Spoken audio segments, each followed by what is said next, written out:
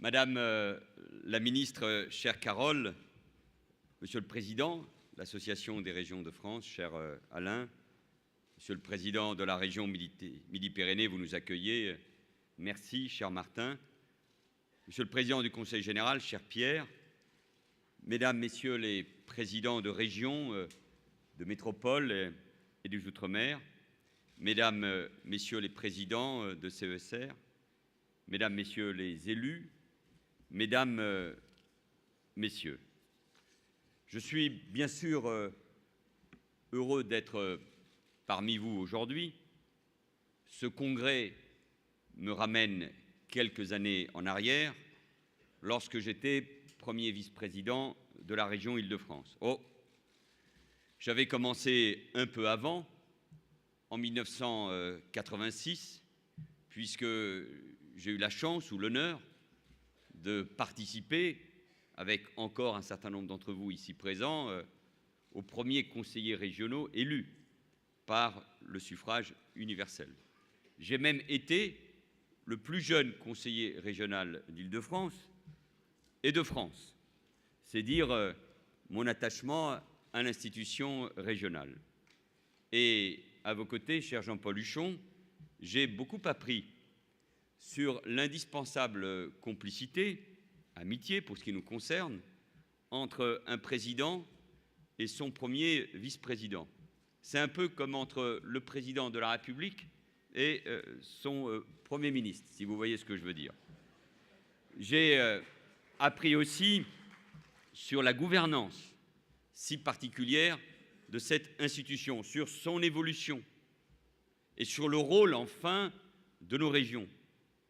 Et elles sont, et c'est une conviction, j'y reviendrai, un acteur essentiel pour préparer l'avenir des régions, bien sûr, mais l'avenir du pays, et travailler pour le long terme. Ce long terme qui est nécessaire à l'aboutissement des grands projets. C'est vrai en Île-de-France, c'est vrai dans chacune de nos régions. Monsieur le Président, cher Alain Rousset, nous nous sommes beaucoup vus ces derniers mois. C'est un plaisir.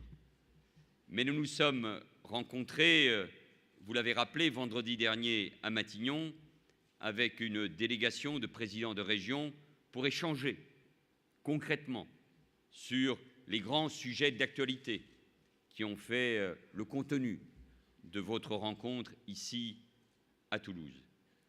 J'ai souhaité poursuivre ces échanges en venant à votre congrès, dès hier soir, autour d'une bonne table, car Martin Malvy, vous l'avez vu, sait nous accueillir. Toutes et tous, vous connaissez ma méthode pour les grandes réformes. Le dialogue, l'écoute, le débat, en l'occurrence avec les élus, et puis évidemment le temps de la décision. C'est aussi pour cela que j'ai reçu chaque fois que l'on me l'a demandé les présidents de région pour évoquer les enjeux de leur territoire. C'est donc la première fois qu'un Premier ministre se rend au congrès de l'Association des régions de France. C'est peut-être parce qu'il se déroule ici à Toulouse, dans cette belle région Midi-Pyrénées pour laquelle vous vous mobilisez, cher Martin Malvy. Midi-Pyrénées, c'est le département du Lot aussi, et cette ville de Figeac, si chère à votre cœur, et je garde un très beau souvenir, ému et chaleureux de mon passage comme ministre de l'Intérieur à vos côtés en novembre, il y a presque un an, dans cette belle cité traversée par le Célé et si riche d'histoire. Il y a les régions, il y a les départements, il y a les villes, il y a les villages, il y a ce qui fait la force de ce pays magnifique et unique qu'est la France. Et vous, vous avez la responsabilité de son organisation et de son aménagement. Et ma venue ici souligne surtout, et retenez cela, l'importance que j'accorde au partenariat entre l'État et les régions. Vous avez, Monsieur le Président, parlé du couple région-PME. Mais moi, je veux vous parler du couple aussi que forment pour façonner l'avenir de notre pays, l'État et la région. Car aujourd'hui, plus que jamais, l'action concertée de l'État et des collectivités locales est nécessaire au redressement du pays. Et plus que jamais, les régions et l'État doivent conjuguer leurs forces, leurs investissements, leurs initiatives au service du développement économique, de la création de richesses et donc de l'emploi. Cette démarche de partenariat, le président de la République l'a engagée dès septembre 2012 avec la déclaration commune État-région. Et je ne prendrai qu'un exemple, la décentralisation de la gestion des fonds européens qui est désormais chose faite. Au 1er janvier 2015, la majeure partie de l'enveloppe de la France, 27 milliards d'euros, sera gérée par les régions pour le développement économique, l'innovation, l'aménagement du territoire et le développement rural. Quelle meilleure preuve de confiance dans les régions et dans l'organisation décentralisée de notre République. Et c'est dans ce même esprit que nous devons poursuivre le travail engagé et la réforme territoriale. J'ai une conviction, et je réponds à l'une de vos remarques. La décentralisation est un mouvement irréversible. Il n'y aura pas et il ne peut pas y avoir de recentralisation. Il doit y avoir de la clarification, bien sûr, sur qui fait quoi, sur l'organisation territoriale des collectivités comme de l'État. Mais la décentralisation, dans ce pays jacobin, initié et voulu par François Mitterrand, mise en œuvre par Pierre Mauroy et Gaston Defferre à partir de 1982, est irréversible. Pourquoi ? Parce qu'elle a profondément changé notre pays. Les pouvoirs donnés aux régions, les pouvoirs donnés aux départements, mais surtout aux communes, aux grandes communes, aux métropoles, ont façonné le pays. Il suffit de comparer ce qu'est la réalité de notre pays avec ce qu'elle était à la fin des années 70 ou au début des années 80.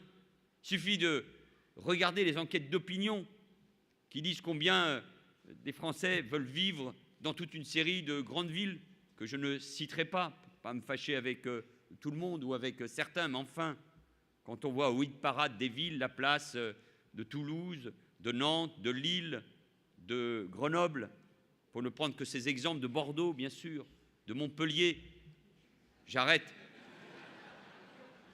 de Lyon, de Besançon, stop. C'est pour montrer que les services publics, la qualité des politiques publiques en matière économique, d'éducation, d'enseignement supérieur, de recherche, d'innovation, de culture, notre pays a changé. Les modes de vie ont changé. Le rapport entre les citoyens et le pouvoir central a changé. Et ça, c'est un acquis que l'on ne peut pas changer. Au contraire, il faut l'approfondir. Donc ne soyez pas inquiets. Et puis, l'État n'a plus les moyens de cette recentralisation qui serait crainte. Cela n'aurait aucun sens. Mais il faut mettre de l'ordre parce que, vous l'avez dit d'une certaine manière, le mot décentralisation a perdu de sa force, y compris de sa capacité à créer de l'espoir. J'y reviendrai. Pour beaucoup de nos concitoyens, parfois, décentralisation, c'est plus de dépenses publiques ou plus d'impôts. On peut le regretter, c'est injuste parfois. Mais c'est cette réalité qui, malheureusement, s'est imposée depuis quelques années. Mais que de chemin parcouru par les régions depuis 1982, où elles sont devenues des collectivités territoriales de plein exercice. Les régions sont désormais des acteurs essentiels dans le quotidien des citoyens. Vous l'évoquiez, je l'ai vécu concrètement comme élu régional, la transformation des lycées, la réflexion sur l'avenir, et vous avez raison d'évoquer le lycée du futur, et je pourrais dire la même chose pour ce qui concerne les collèges grâce à l'engagement des conseils généraux, engagement des régions dans la vie économique, partenaires, interlocuteurs privilégiés des entreprises. Et c'est aussi particulièrement visible dans le domaine des transports, vous le rappeliez. 1 million de passagers empruntent les trains express régionaux tous les jours. C'est une augmentation de 55% en 10 ans. Et cela témoigne de l'efficacité des politiques mises en œuvre par vos collectivités, au plus près de la réalité, sur cet enjeu qu'est la mobilité. Vous avez trouvé, vous le rappeliez, un état déplorable, les TER, comme d'ailleurs les lycées. C'est peut-être pour cela d'ailleurs que l'État les a transférés aux collectivités territoriales. Parce que cet État, il savait que vous, élus du peuple, avec le sentiment de la responsabilité, ne pourriez pas laisser dans cet état-là les lycées ou les TER. Et vous avez contribué de manière décisive, et il faut le dire à nos compatriotes, il faut le dire aussi à la presse qui parfois porte un regard critique sur l'action des élus. Vous avez contribué à améliorer l'accessibilité des territoires et à développer des modes de transport alternatifs à la voiture. Augmentation de l'offre, modernisation du matériel roulant, politique de service, notamment en gare. Les conséquences positives du transfert de cette compétence aux conseils régionaux sont nombreuses. Et c'est en particulier le cas ici, en Midi-Pyrénées, où une action très puissante a été menée dans ce domaine. Je veux aussi dire un mot de vos actions en faveur du développement économique. Les régions s'engagent avec détermination pour accueillir les entreprises, les accompagner dans leur développement, les soutenir quand elles sont fragilisées par la crise. Je l'ai encore vu il y a quelques jours en Franche-Comté, à Besançon. Le soutien des régions aux entreprises, c'est 2 milliards d'euros par an. J'aurais pu évoquer aussi l'implication des régions pour la jeunesse, avec ces grandes priorités que sont la formation professionnelle et l'apprentissage. C'est dans les régions que l'on peut mettre en cohérence les politiques d'orientation et de formation, d'accompagnement vers l'emploi, de développement économique et d'attractivité.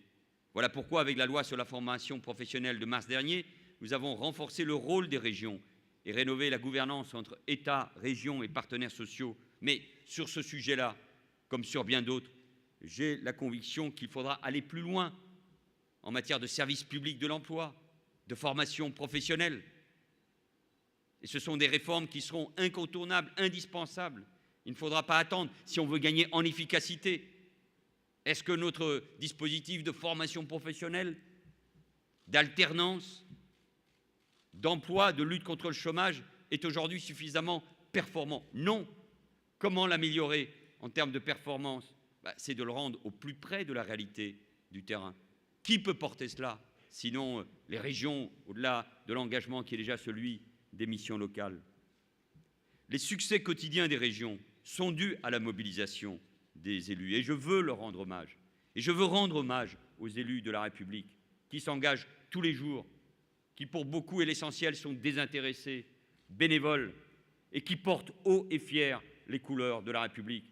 Et je veux le dire à chaque assemblée d'élus auquel je participe. Sans les élus, la démocratie locale n'est pas possible. Et moi, j'en ai assez de cette critique systématique à l'égard des élus locaux, régionaux, départementaux, conseillers municipaux, maires de grandes villes ou de petites villes, qui sont dévoués et qui font vivre nos valeurs tous les jours. Et je veux aussi rendre hommage à l'engagement et à la qualité des fonctionnaires territoriaux, dont je connais le dévouement et l'implication. Et je ne vois pas pourquoi vous ne les applaudiriez pas non plus.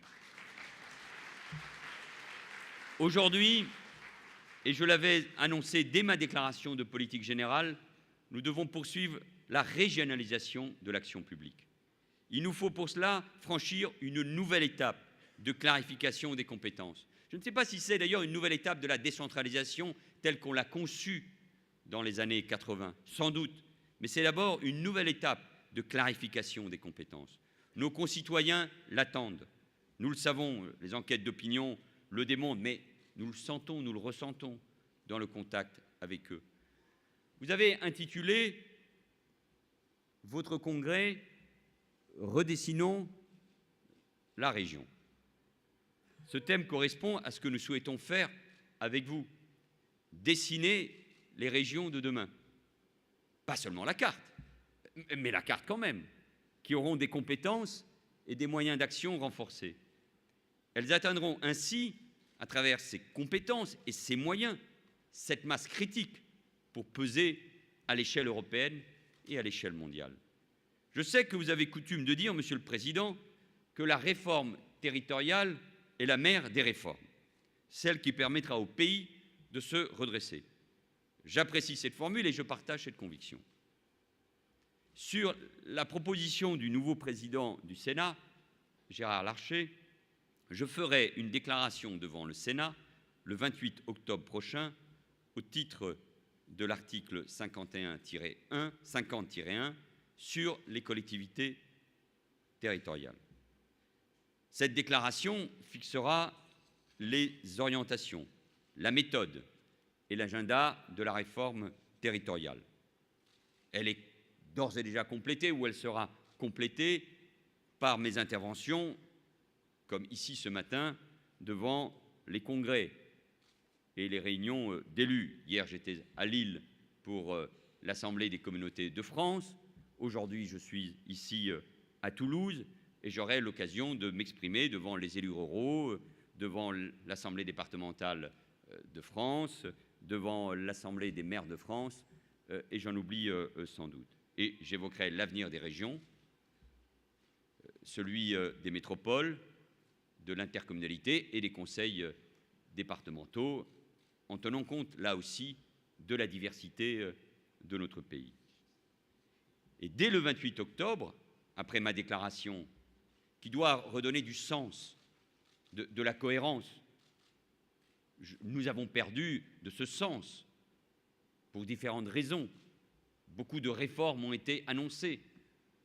Beaucoup s'y perdent et je le comprends. Donc il faut utiliser ce débat, ces débats qui viennent, ces lois qui vont être discutées pour redonner du sens et de la cohérence.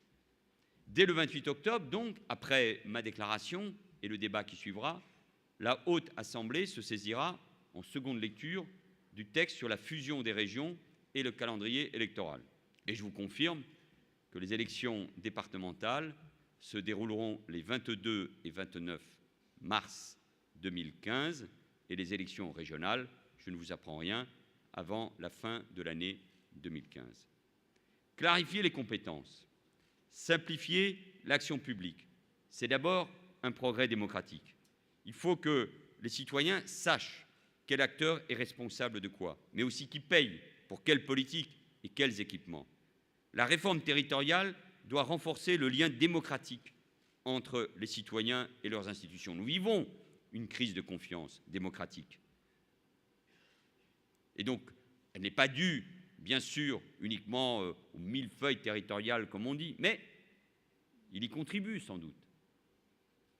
Au moment où tant de Français se détournent de l'action publique, n'y croient plus, s'abstiennent, nous devons essayer de répondre à cette demande de clarification, de simplicité. Mais la clarification des compétences, c'est aussi un enjeu majeur pour la croissance et le dynamisme de nos territoires. Il faut que les entreprises sachent où s'adresser quand elles veulent investir, innover, exporter. Préciser les compétences de chacun des échelons, c'est l'objectif du projet de loi relatif à la nouvelle organisation territoriale de la République. Il sera examiné par le Sénat mi-décembre, puis par l'Assemblée nationale pour une adoption en première lecture dans les deux assemblées en janvier ou début février au plus tard. La région deviendra la collectivité responsable du développement économique, de l'innovation, de l'accompagnement, notamment à l'export des entreprises. Les régions disposeront donc d'une compétence exclusive en matière de soutien aux entreprises. Aujourd'hui, plus de 70 acteurs interviennent sur le champ du développement économique dans les régions. C'est trop. C'est contre-productif. Nous ne pouvons pas nous permettre cela. En allant vers des guichets uniques, notamment pour les petites et moyennes entreprises, nous pourrons accroître l'efficacité du service qui leur est rendu, car la complexité administrative n'a pas à peser sur les acteurs économiques ni sur les citoyens, encore moins sur les élus. Et donc vous avez raison, Monsieur le Président. C'est ce couple entreprise-région, PME-région, région-PME que nous devons bâtir. Et les régions renforcées sur leurs compétences, ce sera aussi une meilleure allocation de l'argent public, moins de financement croisé, moins de complexité dans les procédures, moins de délais dans la prise de décision. Toutes les réussites que j'ai citées en matière de transport nous incitent à aller encore plus loin dans ce domaine. Nous voulons conforter les compétences des régions dans les politiques de mobilité durable. La loi ferroviaire a renforcé vos compétences, avec par exemple la possibilité de fixer librement les tarifs des TER, ou encore la possibilité de devenir propriétaire des matériels roulants. Je sais qu'autour de Jean-Jacques Kéran et de Jacques Auxier, vous en avez d'ores et déjà pris l'initiative. De même, la transparence des comptes de la SNCF devra être améliorée. Cette demande de votre part est parfaitement légitime. La loi NOTRe, donc celle sur les compétences, portée par Maryse Lebranchu et André Vallini, proposera que les régions assurent la responsabilité de l'ensemble des transports et des mobilités. Et cela afin de faciliter la complémentarité entre les différents modes de transport et de permettre une fluidité des parcours. Le nombre d'autorités organisatrices de transport devra aussi être réduit à 2, avec des autorités régionales et des autorités urbaines. En matière de transition énergétique également, vous l'avez évoqué, nous clarifions pour renforcer l'efficacité. La loi est en cours d'examen. Elle consacre les régions pour la coordination des programmes d'efficacité énergétique. Les régions favoriseront ainsi l'implantation de plateformes territoriales de la rénovation énergétique. Elles seront également en première ligne pour former à tous ces nouveaux emplois, ces nouveaux métiers créés par la transition énergétique, qui représente une révolution majeure. Et les régions devront être au rendez-vous l'année prochaine à Paris du grand rassemblement autour du climat. Je souhaite enfin que les régions s'impliquent encore davantage dans l'aménagement du territoire, un mot qu'on a peut-être trop oublié. Nous leur donnons pour cela de nouveaux outils et un pouvoir réglementaire plus large dans le respect du cadre constitutionnel. Il faut moins de schémas régionaux, mais des schémas ayant une réelle force. Et cela concerne le schéma régional d'aménagement durable du territoire qui sera élaboré avec l'ensemble des collectivités territoriales. Les régions sont les mieux placées pour mener une politique d'égalité territoriale entre métropoles, zones agglomérées, territoires périurbains, territoires ruraux et je n'oublie pas bien sûr nos territoires d'outre-mer. C'est aux régions de veiller chaque jour à l'équilibre entre les territoires, entre les gagnants de la mondialisation et ceux qui se sentent laissés pour compte, abandonnés. Elles doivent agir, je le disais, pour qu'aucun territoire, aucun citoyen ne puisse éprouver un sentiment d'abandon. Elles devront bien sûr s'appuyer sur les conseils départementaux, sur l'intercommunalité, mais elles devront porter cette volonté d'égalité. Tenir compte des spécificités des territoires par des politiques adaptées, c'est œuvrer pour l'égalité. Et ce sera aussi l'objet des assises des ruralités que nous lançons avec la ministre Sylvia Pinel. Pour accomplir cette mission, les fonds européens seront un atout précieux. Le transfert du Fonds européen agricole pour le développement rural a pu connaître des retards, je le sais. Il nécessite encore des ajustements, même s'il se déroule dans un esprit constructif. Je vous demande toutefois, à la suite des inquiétudes que m'ont exprimées les organisations d'agriculteurs, de veiller à ce que tous les dispositifs d'aide soient en place dès le 1er janvier 2015. Vous y avez travaillé tous ensemble dans le cadre des assises de l'installation. Les jeunes agriculteurs qui veulent s'installer doivent pouvoir le faire dans des conditions sécurisées et financées, et cela sans phase d'attente ou de transition. Ces compétences, et mesurons bien la révolution qu'elles représentent, ces compétences qui sont aussi un acte de confiance, Monsieur le Président, aux régions. Ces compétences, ce n'est un secret pour personne, se mettront en œuvre dans les nouveaux périmètres régionaux. L'Assemblée nationale a adopté une carte des régions qui en diminue le nombre de 22 à 13, les régions des Outre-mer n'étant pas concernées par ce mouvement. Aucune carte n'est idéale. Pourtant, progressivement, un consensus se dégage. Je m'en félicite.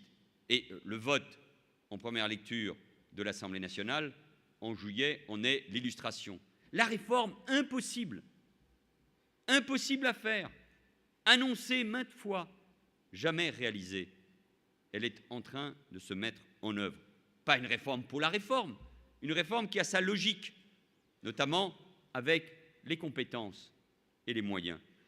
Le débat va se poursuivre très prochainement au Sénat.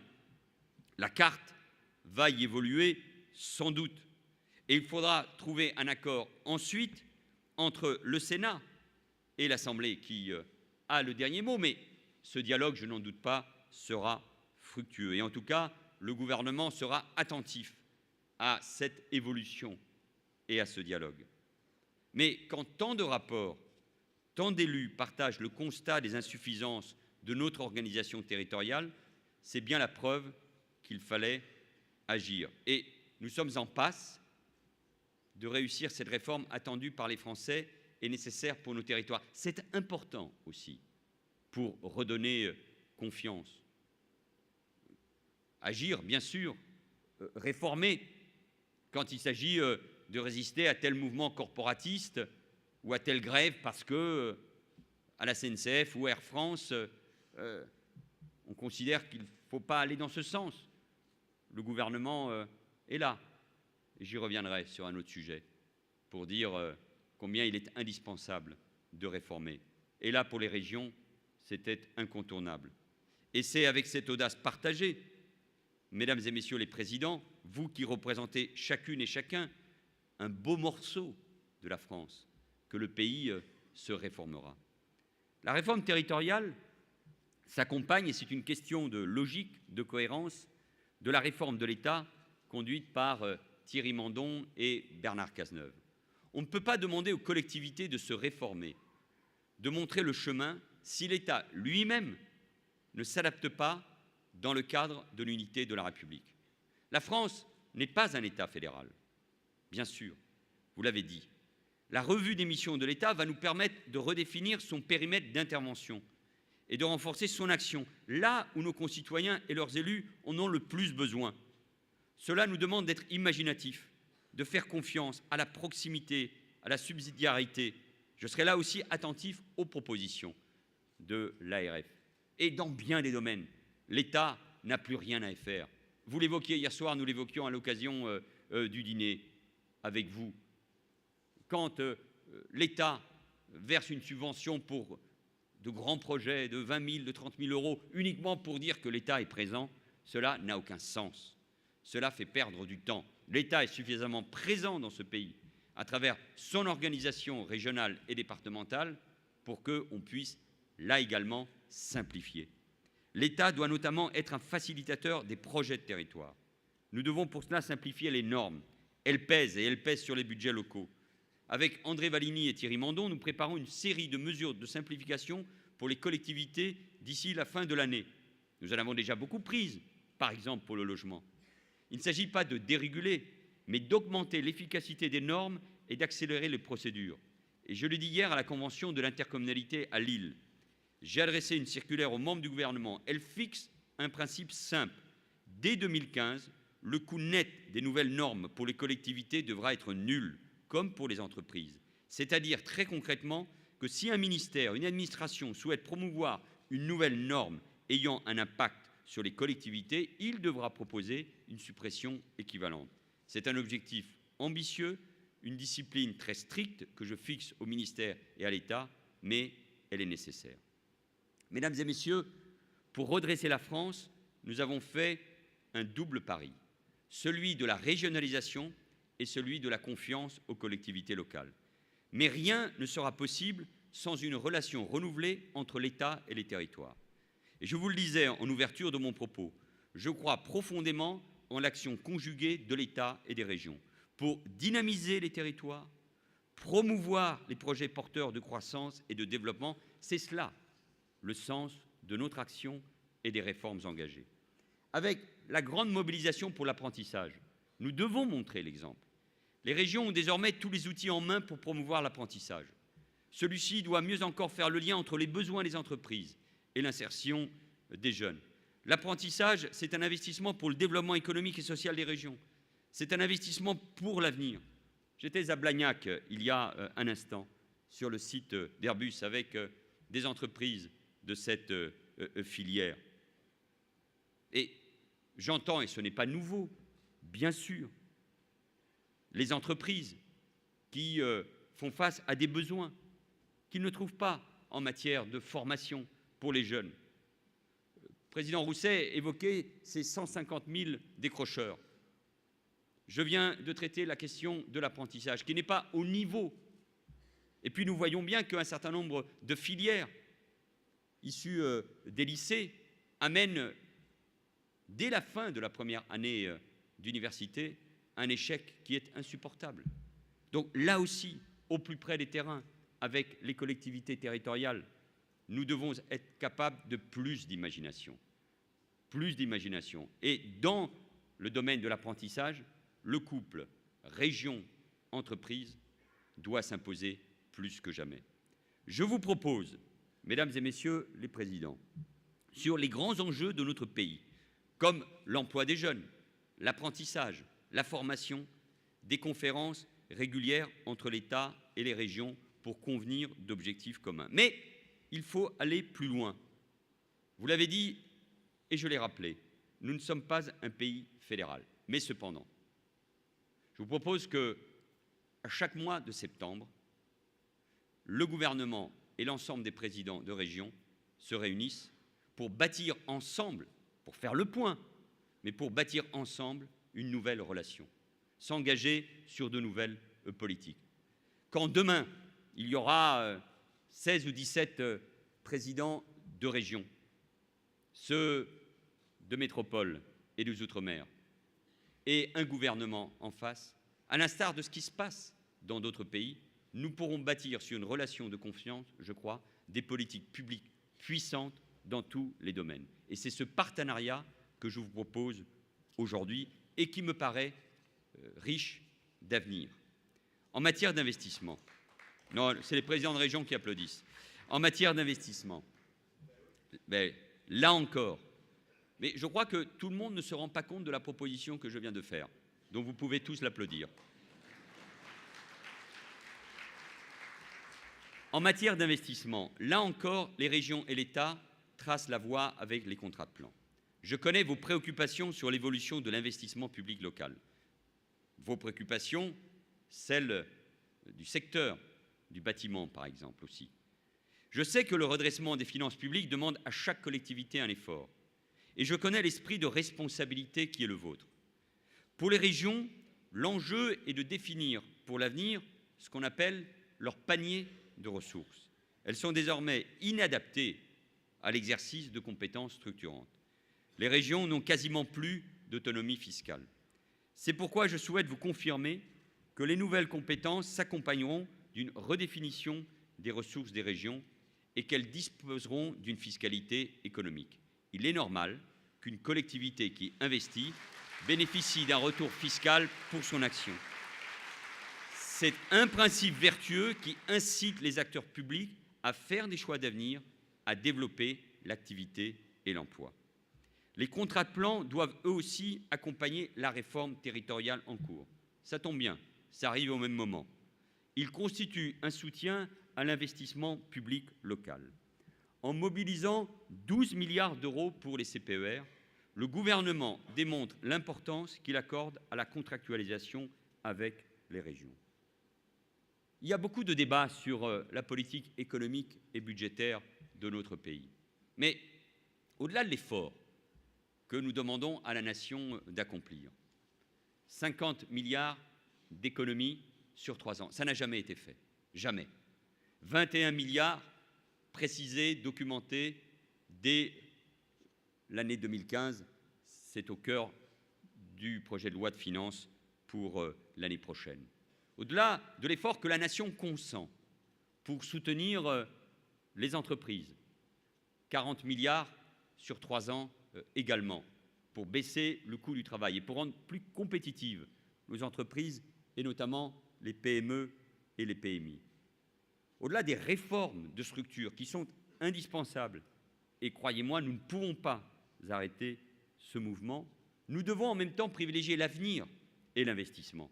C'est ce que nous faisons en créant 60 000 postes d'enseignants au cours de ce quinquennat, parce que nous avons une démographie positive, mais parce qu'en même temps, il faut lutter contre l'échec scolaire que nous avons évoqué. Et de ce point de vue-là, nous devons être très attentifs à la question de l'investissement des collectivités territoriales. Et j'y reviendrai notamment au Sénat dans quelques jours. Mais les contrats de plan État-région, c'est un moment très important dans les relations entre l'État et les régions. Personne ne doit sous-estimer l'effort qui sera réalisé. Et je sais combien vous y êtes sensible. La discussion est désormais ouverte avec les présidents de région. Et j'ai d'ores et déjà demandé la correction de certaines faiblesses que vous avez identifiées. S'agissant des montants globaux par région, vous le savez, nous ne pouvons viser une égalité arithmétique entre régions. Cependant, je serai particulièrement vigilant à ce que les montants soient cohérents avec les priorités nationales. Et il n'est pas possible que certaines régions qui rencontrent des difficultés importantes se sentent sacrifiées. Vous avez été nombreux, quasiment unanimes, ça veut dire que le message était clair, à appeler mon attention sur la faiblesse des enveloppes en discussion à ce stade, enseignement supérieur, recherche. Ces enveloppes, je veux le dire, ne rendent pas compte de la totalité de l'effort engagé par l'État pour les universités. Je pense notamment aux opérations campus, 1 milliard d'euros sur 6 ans, aux campus prometteurs et au programme d'investissement d'avenir, dont le PIA 2. Ils représentent tout de même plus de 5 milliards d'euros pour l'enseignement supérieur et la recherche. Je veux vous redire la détermination du gouvernement à investir pleinement dans ce domaine. Pourquoi ? Parce que c'est là où se joue la compétition internationale, la comparaison avec les autres pays. L'enseignement supérieur et la recherche, c'est un moteur du rayonnement intellectuel, scientifique de nos territoires, de leur attractivité.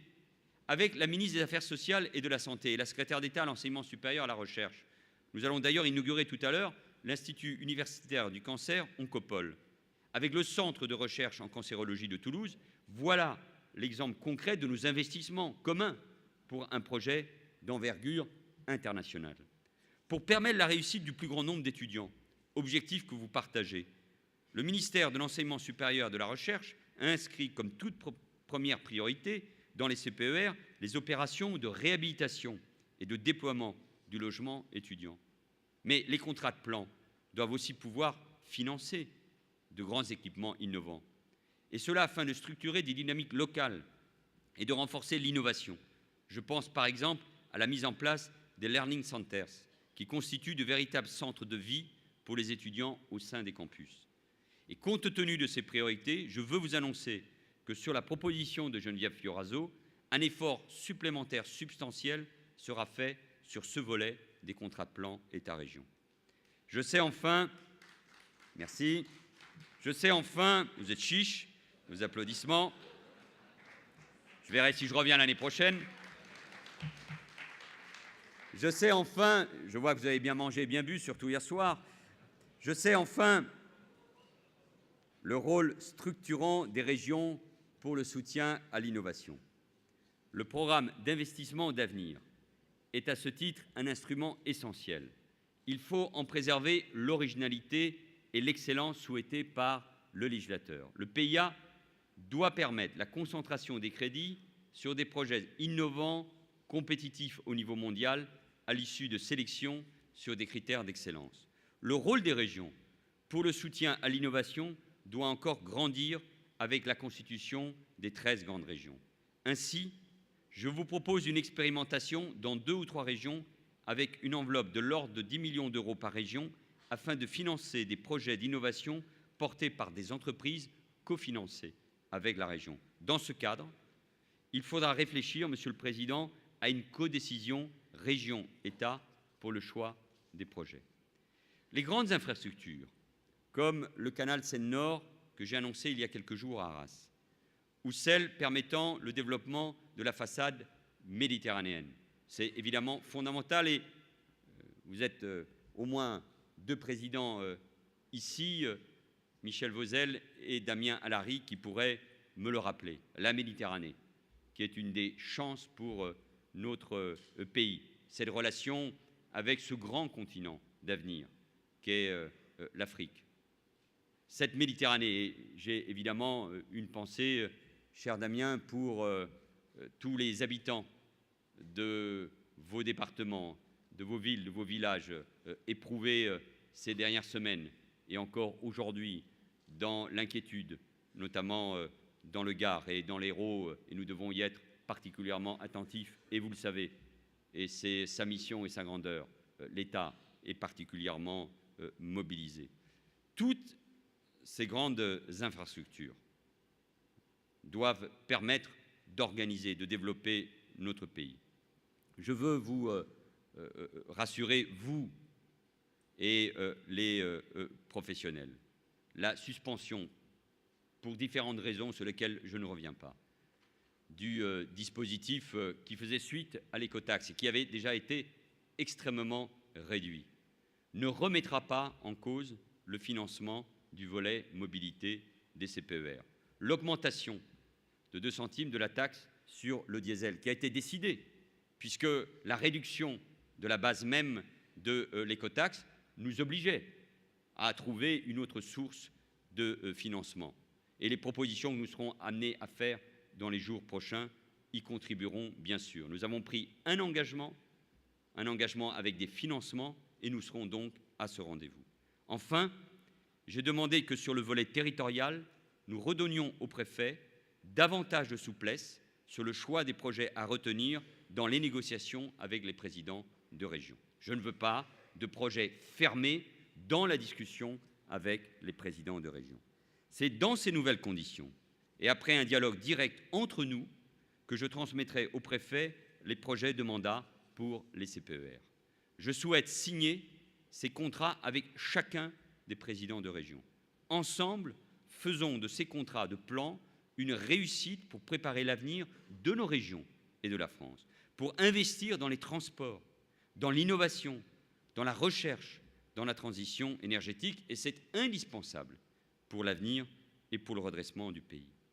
Mesdames, Messieurs, vous êtes chaque jour au contact des habitants, mais aussi des forces vives de notre pays. Vous connaissez nos difficultés, nos défis, nos atouts. Les régions ont un rôle essentiel, je le répète, à jouer pour la cohésion, pour combattre les fractures économiques, sociales, culturelles, géographiques, identitaires. L'avenir du pays, l'espoir à redonner à nos concitoyens, c'est aussi le rôle des régions et des élus régionaux. Et moi, je sais qu'ensemble, avec l'engagement de l'État, avec la mobilisation des élus, de vous tous donc, avec l'implication des agents, nous pouvons y parvenir. Et plus je parcours la France, et plus j'ai la conviction qu'elle tire une grande part de sa force de ces territoires, de leur diversité, de leur dynamisme. Et votre Assemblée, aujourd'hui, en est une belle illustration. Et par ma présence aujourd'hui parmi vous, je voulais vous rappeler combien c'est ensemble, par le dialogue, que nous construirons les régions de demain.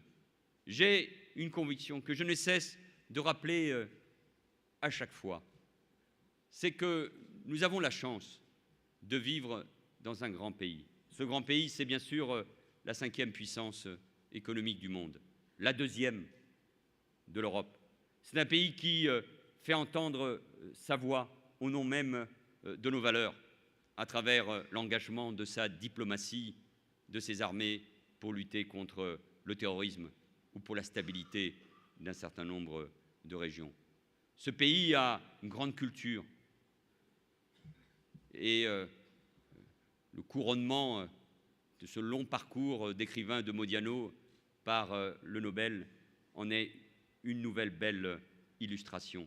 Elle a une langue qui est un atout, et la francophonie dans laquelle vous êtes nombreux à être engagés doit être une force pour notre culture, bien sûr, mais pour notre économie et notre attractivité aussi. Nous avons de grandes entreprises présentes dans le monde, des PME, des PMI, des ETI, des start-up innovantes. Nous avons des chercheurs, des scientifiques, des ingénieurs de très grande qualité. Nous avons un peuple qui doute, bien sûr, mais qui peut retrouver aussi la confiance s'il regarde lucidement quels sont les atouts de ce pays. Nous avons des territoires, des paysages magnifiques, un pays diversifié, une diversité qui est un de nos atouts. Nous sommes première destination mondiale pour le tourisme. Mais Pour retrouver cette confiance, nous avons besoin aussi d'engager des réformes. Jean Jaurès, qu'il faut citer, bien sûr, à Toulouse, et pas seulement à Toulouse, disait que c'est dans l'actualité, je crois. Je lisais la presse ce matin sur le rythme des réformes.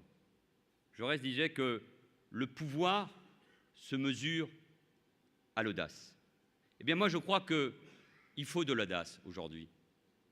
Le pays ne s'est pas réformé suffisamment. Nous avons vécu au-dessus de nos moyens depuis 40 ans. Aucun budget n'a été voté à l'équilibre. On n'a pas dit la vérité aux Français sur la situation, sur les efforts, sur les réformes qu'il fallait mener. Donc, il faut maintenir le rythme des réformes. Bien sûr, en écoutant les élus, en dialoguant avec les partenaires sociaux, en étant à l'écoute de nos concitoyens et notamment de ceux qui sont en difficulté, de ceux qui souffrent, de ceux qui n'espèrent pas. Mais ces réformes, cette audace, cette volonté d'aller de l'avant, elles sont indispensables pour créer, vous avez terminé ainsi, Monsieur le Président, et ce sont également mes derniers mots, pour créer de la confiance, de l'optimisme et de la confiance. Et nous le ferons ensemble, parce que vous avez raison, faire réussir les régions, c'est faire réussir la France. Alors avec audace, volonté de réforme, confiance et optimisme, ensemble, faisons réussir la France.